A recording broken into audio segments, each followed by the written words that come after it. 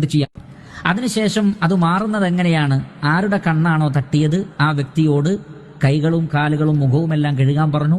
വുളു എടുക്കുക എന്നതാണ് അതുകൊണ്ടുള്ള ഉദ്ദേശം എന്ന് പറഞ്ഞ പണ്ഡിതന്മാരുണ്ട്. രണ്ടാണെങ്കിലും കുഴപ്പമില്ല. വുളു എടുക്കുക, എന്നിട്ട് ആ വുളു എടുത്ത വെള്ളവും താൻ അരയുടെ ഭാഗത്ത് ഉടുത്ത അരയുടെ ഭാഗമോ ആ ഉടുത്ത ഭാഗമോ കഴുകിയിട്ടും അതും ആ വെള്ളത്തിലാക്കിയതിനു ശേഷം കണ്ണേറ് തട്ടിയ ആളുടെ തലയിലൂടെ ഒഴിച്ചാൽ അവിടെ ശമനമുണ്ടാകുമെന്നാണ്. മതി.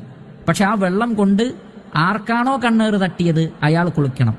ആരുടെ കണ്ണേറാണോ തട്ടിയത് അയാൾ വുളു എടുത്താൽ മതി. ആർക്കാണോ കണ്ണേറ് തട്ടിയത് അയാൾ ആ വെള്ളം കൊണ്ട് കുളിച്ചാൽ വളരെ പെട്ടെന്ന് ശമനം കിട്ടും.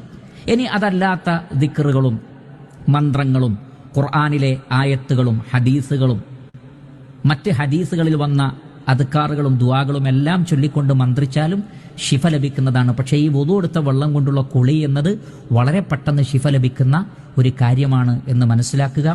പക്ഷേ ഈ വുളു എടുത്ത വെള്ളം കൊണ്ടുള്ള കുളി എന്നത് വളരെ പെട്ടെന്ന് ശിഫ ലഭിക്കുന്ന ഒരു കാര്യമാണ് എന്ന് മനസ്സിലാക്കുക.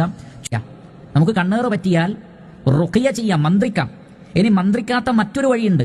ആ വഴിയാണ് വഹുവൽ ഇസ്തിഗ്സാൽ, കഴുകാൻ ആവശ്യപ്പെടൽ. അങ്ങനെ കഴുകൽ. വഹിയ അൻ യുഅ്ത ബിൽ ആഇൻ, അതെങ്ങനെയാണ്? കണ്ണേറ് ആരുടേതാണോ തട്ടിയത് അയാളെ കൊണ്ടുവരിക. വയുത്ലബു മിൻഹു അൻ യതവദ്ദ, വുളു എടുക്കാൻ ആവശ്യപ്പെടുക. സുമ്മ യുഖദു മാ തനാസറ മിനൽ മാഇ മിൻ അഅ്വാഇ, അയാളുടെ അവയവങ്ങളിൽ നിന്ന് വരുന്ന വെള്ളം ശേഖരിക്കുക. വയുസബ്ബു അലൽ മുസാബ് വയശ്റബു മിൻഹു വയബ്റഉ ബിഇദ്നില്ലാ, അങ്ങനെ കണ്ണേറ് തട്ടിയ ആളുടെ ശരീരത്തിലേക്ക് അത് ഒഴിക്കാം. ഇനി അതിൽ നിന്ന് അയാൾക്ക് വേണമെങ്കിൽ കുടിക്കുകയും ചെയ്യാം. അല്ലാഹു മറ്റൊരു വഴിയുണ്ട്. എന്താണത്? വലാ മാനിഅ മിൻഹാ അയ്ളൻ, അതിനും തടസ്സമൊന്നുമില്ല. വഹിയ അൻ യുഖദ ശൈഉൻ മിൻ ശിആരിഹി, അയാൾ ഉപയോഗിച്ച ശരീരത്തിലെ ഏതെങ്കിലും ഒരു വസ്ത്രം ഉപയോഗിച്ചാൽ മതി. ഐ മാ യലി ജിസ്മഹു മിന സിയാബി കസ്സൗബി വത്താഖിയ്യ വസ്സിർവാൽ വഗൈരിഹ, അയാൾ ഉപയോഗിച്ച, കാരണം ഇമാം മുസ്ലിം ഉദ്ധരിക്കുന്ന ഹദീസിൽ കാണാം, ഇസാർ അടിയിലുടുക്കുന്ന തുണി, ആ തുണി കഴുകി ഉപയോഗിക്കാൻ പറഞ്ഞു. അത് ശരീരത്തോട് ചേർന്ന് നിൽക്കുന്നതായതുകൊണ്ടാണ്. അത് തലയിൽ കെട്ടിയതാവാം, അതല്ലെങ്കിൽ ബനിയനാകാം, ഇതേപോലെ പറഞ്ഞ തുണിയോ സെർവാലോ ആകാം. അല്ലെങ്കിൽ അവി തുറാബ് ഇദാ മശാ അലൈഹി വഹുവ റത്ബുൻ, ആ വ്യക്തി നടന്നുപോയ മണ്ണ്, ആ മണ്ണിന്റെ അംശം വരെ ഈ വെള്ളത്തിൽ ഉപയോഗിക്കാം. എന്നിട്ട് ആ വെള്ളം ഉപയോഗിച്ചുകൊണ്ട് കുളിച്ചാലും അതിൽ നിന്ന് ശമനമുണ്ടാകും. അതല്ല, അപ്പോൾ ഇതൊരു പ്രത്യേകമായ രീതിയാണ്. അതിനെ വുളുവുമായി കണക്ട് ചെയ്യേണ്ടതില്ല. അതുകൊണ്ട് തന്നെ അക്കാര്യം അമുസ്ലിമിനും ചെയ്യാൻ സാധിക്കും, ജനാപത്തുകാരനും ചെയ്യാൻ സാധിക്കും, മറ്റാർക്കും ചെയ്യാൻ സാധിക്കും. പക്ഷെ അങ്ങനെ ആവശ്യപ്പെടൽ തന്നെ അതൊരു പ്രശ്നമായി തീരും.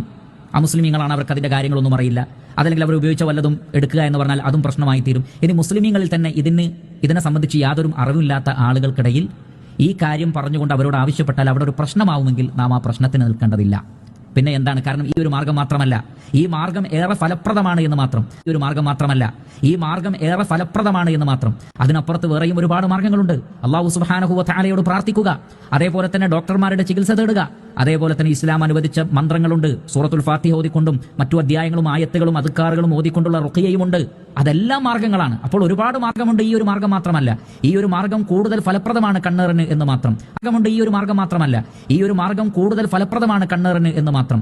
ഇനി നമ്മുടെ അടുക്കൽ ഒന്നിലധികം ആളുകളുണ്ട്, ആരുടേതാണെന്ന് അറിയില്ലെങ്കിൽ എല്ലാവരോടും വുളു എടുക്കാൻ ആവശ്യപ്പെടാമെന്നാണ് ഉലമാക്കൾ പറഞ്ഞത്. അത് സത്യവിശ്വാസികൾ ചെയ്തു കൊടുക്കണം, അതിലൊരു മടി കാണിക്കരുത് എന്നർത്ഥം.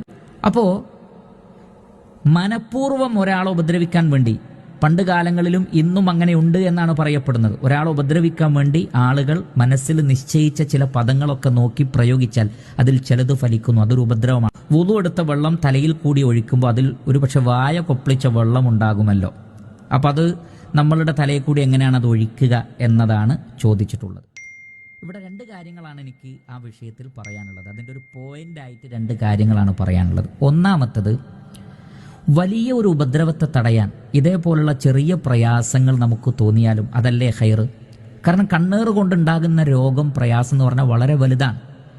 എന്നാൽ വായ കൊപ്പിളിച്ചത് വായയുടെ ഉമിനീര് മാത്രമല്ലല്ലോ, വായ കൊപ്പിളിച്ച വുളു എടുത്ത വെള്ളത്തിൽ വായ കൊപ്പിളിച്ചാൽ തന്നെ അതിൻ്റെ ഒരു എഫക്റ്റ് വളരെ കുറവായിരിക്കും.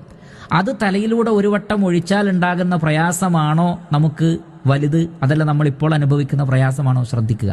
നിങ്ങൾ നോക്കൂ, ആ സഹാബിക്ക് കണ്ണേറ് തട്ടിയപ്പോൾ അദ്ദേഹം ബോധം കെട്ട് വീഴുകയാണ് ചെയ്തത്. എന്നാൽ വുളു എടുത്ത വെള്ളം തലയിലൂടെ ഒഴിച്ചപ്പോൾ അതിൽ നിന്ന് മാറി പൂർണ്ണ ആരോഗ്യവാനായി. അപ്പോൾ അതിനുവേണ്ടി രണ്ട് പ്രയാസങ്ങൾ ഉണ്ടാവുമെന്ന് നമുക്ക് തോന്നുമ്പോൾ ഏറ്റവും വലിയ പ്രയാസത്തെ നീങ്ങാൻ വേണ്ടി മറ്റൊരു ചെറിയ പ്രയാസത്തെ സഹിക്കുകയാണ് നാം വേണ്ടത് എന്നാണ് എനിക്കതിനെക്കുറിച്ച് ഒന്നാമത് പറയാനുള്ളത്. രണ്ടാമത്തത് നമ്മൾ മനസ്സിലാക്കേണ്ടത്, ഉമിനീരിൽ രോഗശമനമുണ്ട്. അതുകൊണ്ടാണ് തുർബത്തു അർദിന ബിരീഖത്തി ബഅദിന എന്ന് ഹദീസിൽ വന്നത്. നമ്മളിൽ ചിലരുടെ ഉമിനീരിൽ എന്തുണ്ട്? ശമനമുണ്ട്. അത് അള്ളാഹു നിശ്ചയിച്ചതാണ്. അതുകൊണ്ട് ഉമിനീര് എന്ന് പറയുന്നത് മോശമായ ഒരു കാര്യമൊന്നുമല്ല. അതുകൊണ്ട് ഉമിനീരിൽ രോഗശമനമുണ്ട്. അത് നമുക്ക് രോഗശമനം നൽകാനുള്ള സാധ്യതയുണ്ട്. അതുകൊണ്ട് അതിനൊരു പ്രയാസകരമായി കരുതേണ്ടതില്ല.